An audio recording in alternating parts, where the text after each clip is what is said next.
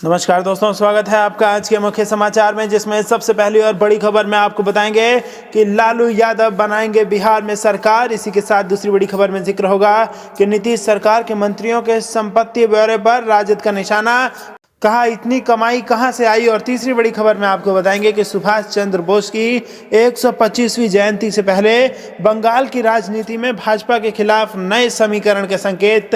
क्या है पूरा मामला, आपको जरूर बताएंगे दोस्तों। लेकिन उससे पहले अगर आपको भी ऐसा लगता है कि बिहार में सरकार पलट जाएगी तो आप अभी इस वीडियो को लाइक कीजिए और इस लाल बटन को दबा के इस चैनल को फ्री में सब्सक्राइब करके घंटी बजाकर कमेंट में लिखिए जय हिंद। दोस्तों, रुक करते हैं तमाम बड़ी खबरों की तरफ।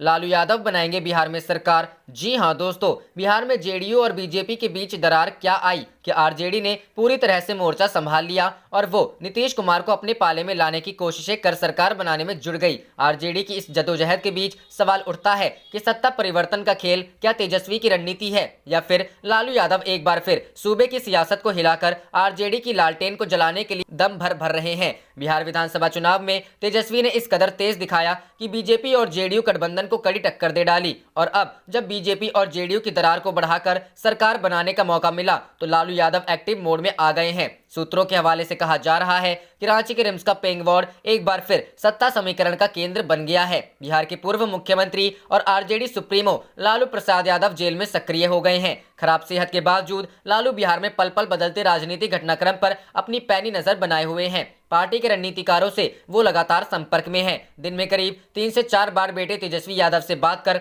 आवश्यक निर्देश दे रहे हैं। दरअसल अरुणाचल प्रदेश में हुई राजनीतिक घटनाक्रम को लालू प्रसाद अपने हाथों से जाने नहीं देना चाहते हैं। इसको लेकर उनकी ओर से खास प्लान बनाया गया है। इस रणनीति के तहत उन्होंने तेजस्वी यादव को खास निर्देश दिए हैं। इसके बाद ही आरजेडी के सिपहसलारों को 2 अलग अलग मोर्चों पर तैनात कर दिया है। पार्टी के वरिष्ठ नेता शिवानंद तिवारी को कहा गया है कि जनता परिवार के रिश्तों का हवाला देकर जनता दल यूनाइटेड के शीर्ष नेताओं को साधने की कोशिश करें और पूर्व विधानसभा अध्यक्ष उदय नारायण चौधरी और श्याम रजक जैसे नेताओं को बयानों के जरिए पार्टी के पक्ष में माहौल बनाने का होमवर्क दिया गया है। इतना ही नहीं, लालू यादव ने बीजेपी पर बरसने के साथ नीतीश के दर्द पर मरहम लगाने के निर्देश भी दिए हैं। पार्टी के सभी नेताओं को सोच समझकर बोलने और एक दूसरे के बयान के साथ पार्टी को खड़ी रखने की जवाबदेही दी गई है। दूसरी ओर कहा गया है कि सत्ता पक्ष के रूप में बीजेपी की कार्यप्रणाली पर सवाल खड़े करें। लालू यादव को बिहार की सियासत का किंग मेकर माना जाता है। अब की बार भी वो इसी भूमिका को अदा करने की कोशिश कर रहे हैं। अब देखना होगा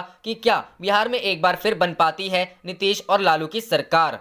रुख करते हैं अगली खबर की तरफ। बिहार नीतीश सरकार के मंत्रियों के संपत्ति ब्यौरे पर राजद का निशाना, कहा इतनी कमाई कहां से आई। जी हां दोस्तों, बिहार में सीएम नीतीश कुमार के साथ साथ उनके कैबिनेट के मंत्रियों ने बीते गुरुवार को अपनी संपत्तियों के बारे में घोषणा की है। वहीं इस मामले को लेकर राजद ने नीतीश सरकार पर निशाना साधा है। राजद विधायक राकेश रोशन ने कहा कि संपत्ति सार्वजनिक करना सिर्फ खाना पूर्ति है। उन्होंने कहा कि बिहार सरकार के तमाम मंत्रियों को बताना चाहिए था कि इतनी कमाई कहां से आई, लोगों को बरगला रहे हैं। साथ ही उन्होंने यह भी कहा कि संपत्ति को सार्वजनिक कर केवल औपचारिकता निभाई गई है, संपत्ति को सार्वजनिक करने में कोई पारदर्शिता नहीं है। वहीं जेडीयू नेता अभिषेक झा ने कहा कि संपत्ति का ब्यौरा सार्वजनिक करना होता है। सीएम और उनके मंत्रिमंडल के मंत्री को साल के आखिरी दिन संपत्ति का ब्यौरा सार्वजनिक करना होता है। इसी कड़ी में मंत्रियों की संपत्ति सार्वजनिक किए गए हैं। विपक्ष को इसमें विश्वास होता तो ईडी, इनकम टैक्स का रेड नहीं झेलना पड़ता। विपक्ष राजद का संस्कार है अपनी संपत्ति को छुपाना। बता दें कि साल 2010 से नीतीश सरकार ने सभी मंत्रियों के लिए हर साल की पहली तारीख को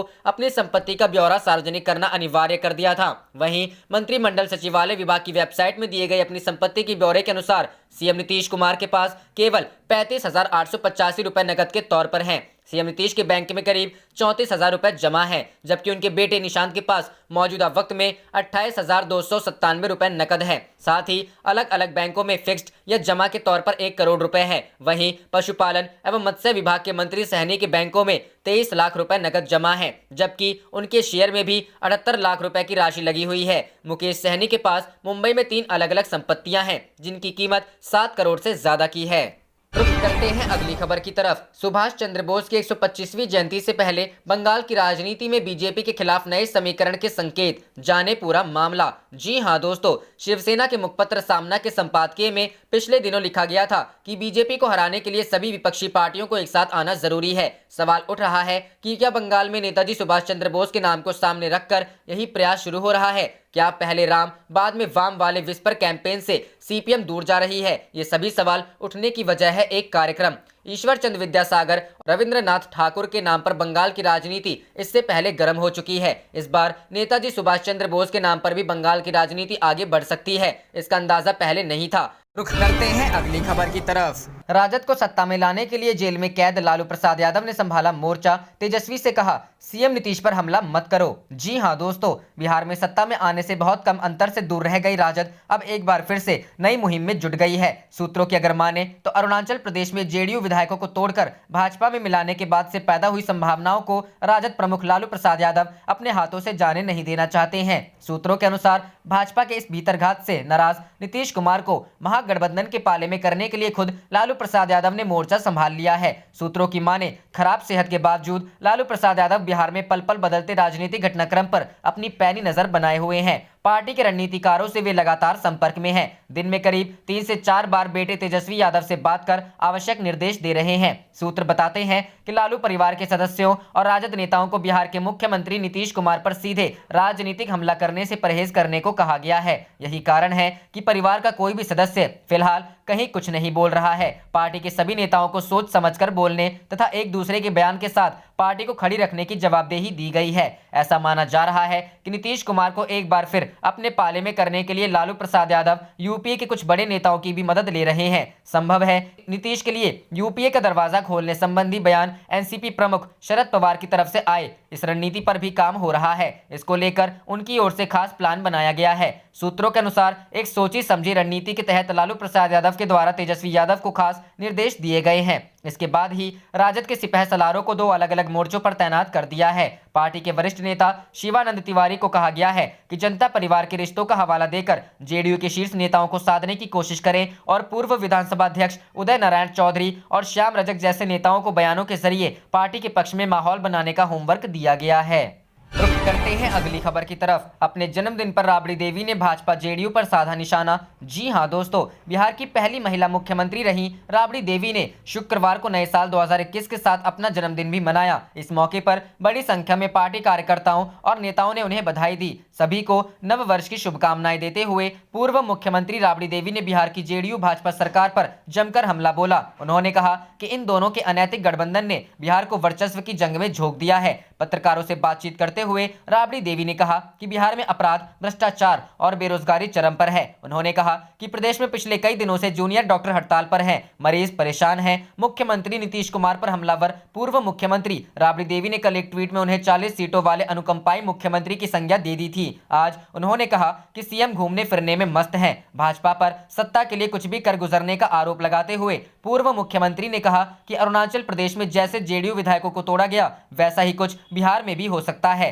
क्या नीतीश कुमार को दोबारा विपक्ष के महागठबंधन में शामिल किया जा सकता है? इस सवाल पर राबड़ी देवी ने कहा कि जरूरत पड़ी तो पार्टी नेता इस पर विचार विमर्श करके फैसला लेंगे। पूर्व मुख्यमंत्री राबड़ी देवी ने कहा, बिहार की जनता के खुद को ठगा हुआ महसूस कर रही है। उन्होंने कहा कि साल के पहले दिन कुछ अप्रिय नहीं बोलना चाहती, लेकिन प्रदेश के हालात ठीक नहीं है। बता दें कि राबड़ी देवी 3 बार बिहार की कमान संभाल चुकी हैं। वह पहली बार साल 1997 में 25 जुलाई को सीएम बनी थी। वह बिहार में सीएम पद की शपथ लेने वाली पहली महिला हैं। रुख करते हैं अगली खबर की तरफ। दिल्ली में नए साल के जश्न में फूटे पटाखे, कांग्रेस के अभिषेक सिंघवी का सवाल, दिवाली की तरह बैन क्यों नहीं? जी हां दोस्तों, कोरोना के कहर से बेहाल दिल्ली वालों ने पूरे जोश, उमंग और उत्साह के साथ नए साल 2021 का स्वागत किया। संक्रमण के मद्देनजर पाबंदियां लगाई गई तो लोगों ने छतों पर तंबू गाड़ दिए और फिर आधी रात को 12 बजते ही खूब धूम धड़ाका हुआ। कहीं लाउड म्यूजिक चला तो कहीं पटाखे फोड़े गए। पूर्वी दिल्ली समेत राजधानी के कुछ इलाकों में माहौल दिवाली सा दिखने लगा था। शायद